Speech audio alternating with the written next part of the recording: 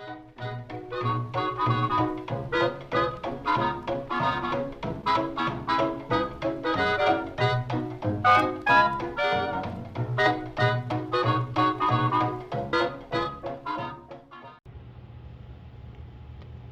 guys, it's Vintage Vinny, and I have an antique store haul for you. Everything we're going to be looking at today came from one of my many favorite indoor fleas / antique stores. Didn't buy a whole lot of things, spent over $100, but I did get some pretty good things. One thing I really did pay up for, but considering what I bought to sell, I'm perfectly okay with what I spent on them. So these ads, I believe, were about $2 a piece. They take the tags off of everything in here, so I can't say for sure how much I paid for something, because it's been so long. I just know I spent $111 and change here. So we got one this came from Collier's magazine from 1937 for a DeSoto. And then over here we've got another DeSoto ad, but this one is from Collier's magazine from 1950. But I love the illustrations in here, and I love the old car. I'm telling you, old cars are sexy. I'm not gonna lie, old cars are very sexy. They're like a pinup girl. Beautiful body, great features. That sounds really bad. But yeah, they do. Old cars, are great. Now don't get me wrong, we have a lot of nice modern cars, but old cars you just cannot beat. So for only $2, I did pick up this really awesome mirror. I would say that this is probably something that would have gone in the bathroom back in the day, just judging by the metal frame and the look of the mirror itself. If we turn it around here, you can definitely tell it's got age. And it says on the back, G.C. Murphy Co. So this definitely has some age to it. Now this is an absolutely amazing photograph. Let me get a close-up for you so you can see. Look at that. It's probably of a school or maybe a church or something. Definitely early 1900s. Look at the intricacy of that frame. Absolutely amazing. This would be great for Halloween display, don't you think? Just because of the really early depictions of the people in here. Now I will say that the frame does have a little bit of a chip on the corner there, but this is well over 100 years old. Let me flip it around so you guys can see. Look at that. It's boarded up with nails to hold it in place.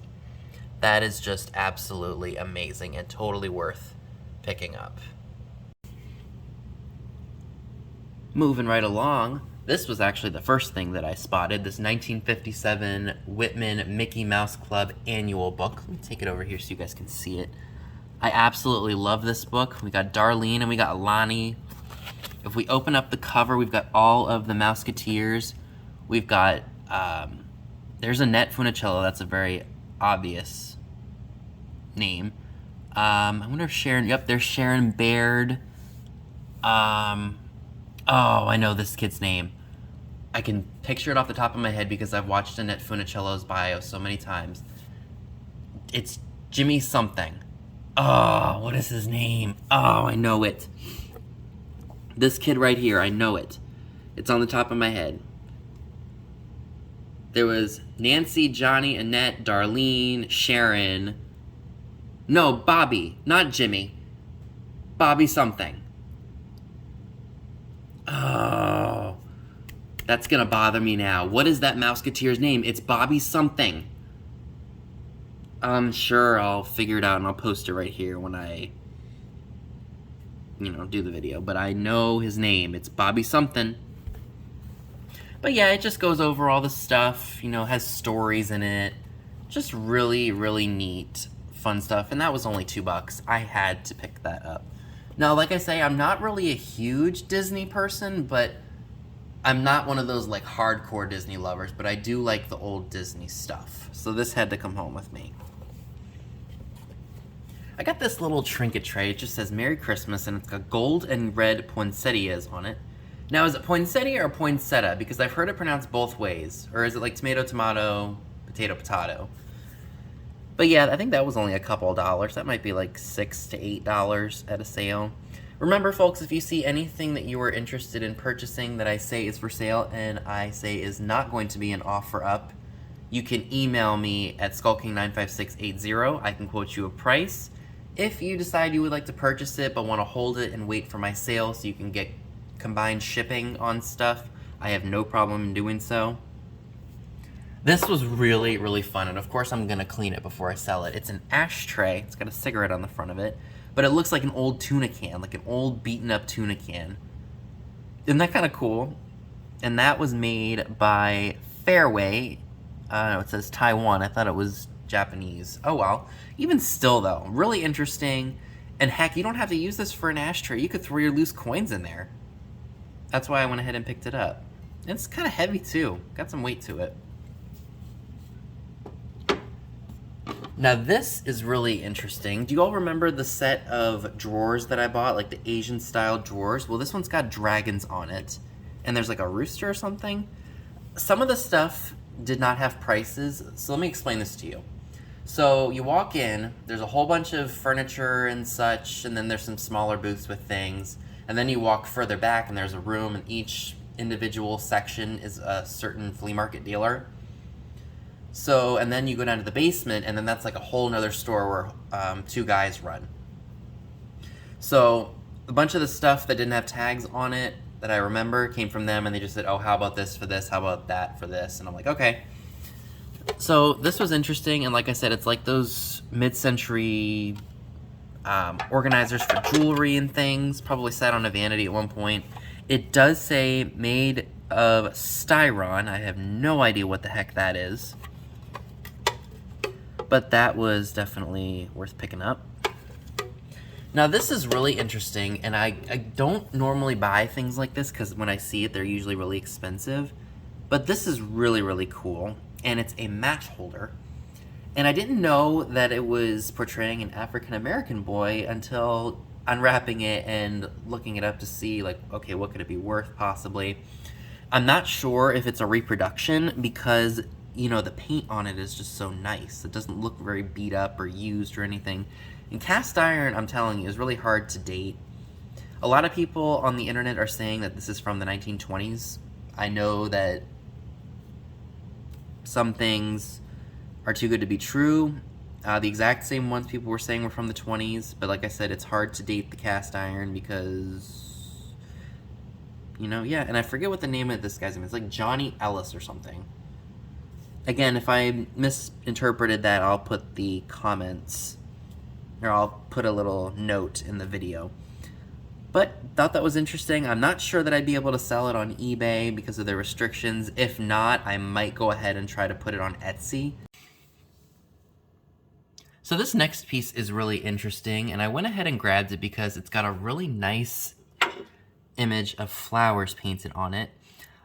I think that this is supposed to be for hanging linens. Now, it's got 3 holes here, so that to me says that it would screw into the wall somewhere. I don't think in the kitchen, maybe the laundry room, or maybe even outside, but I could be very wrong about that. And like I said, I think it's for linens, like hanging towels or tablecloths, things like that. And I think I'm probably going to list this on eBay. I think it does have potential to be valuable because of the craftsmanship and the color. If I had to guess a date, probably the 50s maybe, 50s or 60s. But I think what you could do also if you wanted to just maybe take some picture frame wire and maybe put it through the hole here and the hole here and have it hang on the wall.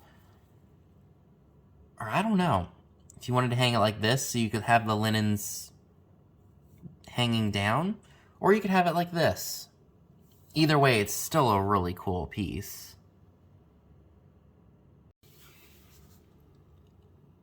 I also found 4 awesome pieces of glass/ceramic.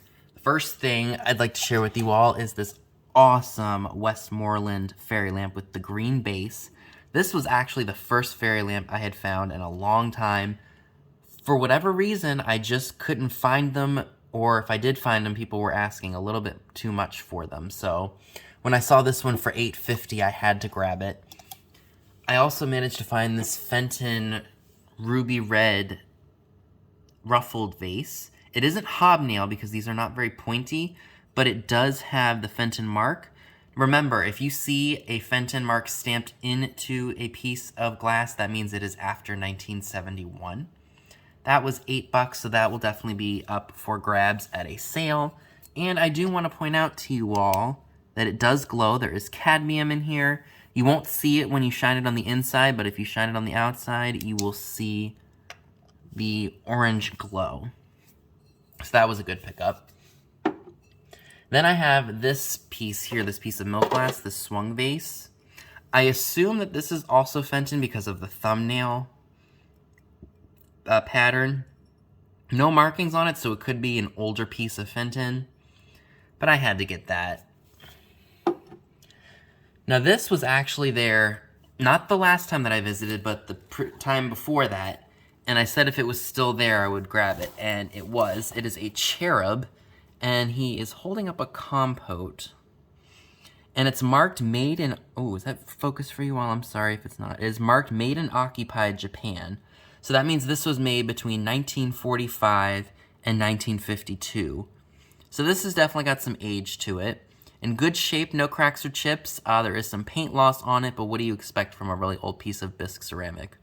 I think somebody's going to absolutely love to have that sitting on their vanity, maybe with their jewelry or something like that in there. So that was definitely a really good pickup. And folks, the last thing that I'd like to share with you all from my trip to this indoor flea market / antique mall is this really awesome plush Santa Claus. Now, as you can see on the tag here, they did have him priced at $45, and I held onto him for a little bit since the guys were there, and I contemplated saying, hey, what's the best you could do on this? They told me 30 would be the best price. So I said to him, yeah, I'll go ahead and do that because, like I said, I was buying a bunch of stuff to sell to help pay for this, so I gave them a little bit more than I would normally like to spend. It was really funny. The two guys that were in the basement of the store had a dog. I think his name was Zeus. Sweetest dog. Followed around all the customers and such. He is a, I forget what kind of dog he is. He's one of those dogs that's really tall, has the really long legs. I forget what that breed is called, but yeah. And he had a plush, like My Little Pony toy, like one of the big ones that's more modern, that he chewed on. He was following me around because I was the only one down there, and I showed him the Santa, and I was like, so, do you think I should buy this, Zeus? He sniffed it and went to go put it in his mouth. I was like, do not put Santa Claus in your mouth. I do not want you chewing on my Santa. It was a cute moment, but at least I knew that he was like, yeah, you probably should buy him, because if you don't, I'm going to chew him up if you leave him. So I gladly took this guy here. Again, $30 was a good price, I guess you could say. I'm glad that they negotiated with me, and like I said, I got stuff to sell, so hopefully with the items that I bought there to sell will help pay for this or just cut down my $30 costs that I invested into it. So folks, that is everything that I would like to share with you all from this trip to the flea market. Let me know down below in the comment section what was your favorite item from this haul. So that's all I have for you today. Be sure and give this video a big thumbs up, leave a comment below, subscribe if you haven't already. Be sure and click the bell next to the subscribe button if you'd like to get notified when new videos are uploaded. Be sure and check me out on Instagram, the link to it is down below as well, where you will see pictures of items to come in future haul videos. Thanks so much for watching, and I'll see you all soon. Bye guys!